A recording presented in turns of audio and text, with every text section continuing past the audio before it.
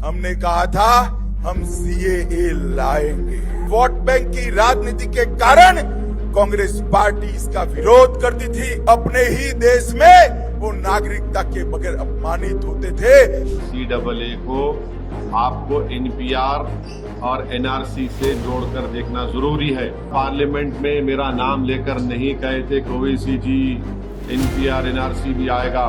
एक धुआं है और ये कोशिश कर रहे हैं कि असल इनका मकसद क्या है कि देश में एनपीआर हो, एनआरसी हो। हमने कहा था हम सीएए लाएंगे। कांग्रेस पार्टी सीएए का विरोध करती थी। आजादी के वक्त से कांग्रेस पार्टी और हमारे संविधान निर्माताओं का वादा था कि बांग्लादेश, अफगानिस्तान और पाकिस्तान से जो शरणार्थी आएंगे, जो वहां की प्रताड़ना झेल कर आएंगे, उसको हम नागरिकता देंगे। मगर तुष्टीकरण की, वोट बैंक की राजनीति के कारण कांग्रेस पार्टी इसका विरोध करती थी। लाखों करोड़ों लोग पाकिस्तान से और बांग्लादेश से अपना धर्म बचाने के लिए, अपना सम्मान बचाने के लिए इस देश में आए। उनको नागरिकता नहीं मिलती थी।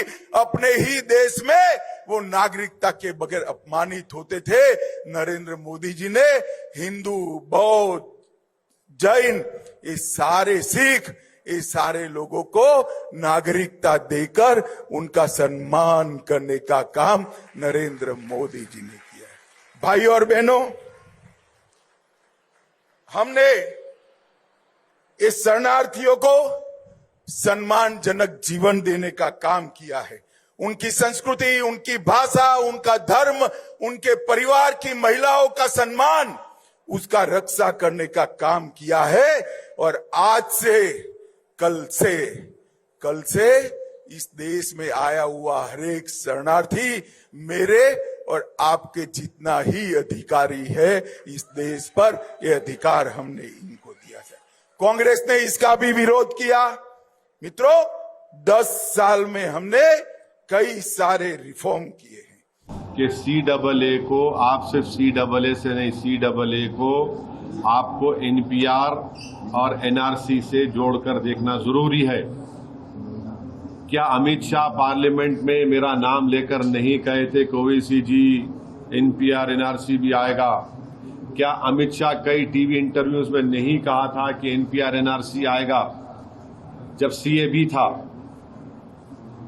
बाद में सीएए वो एक्ट हो गया। वो जब सीएबी बिल था, जब उनका ऑन रिकॉर्ड इंटरव्यू है, पार्लियामेंट में उन्होंने कहा है।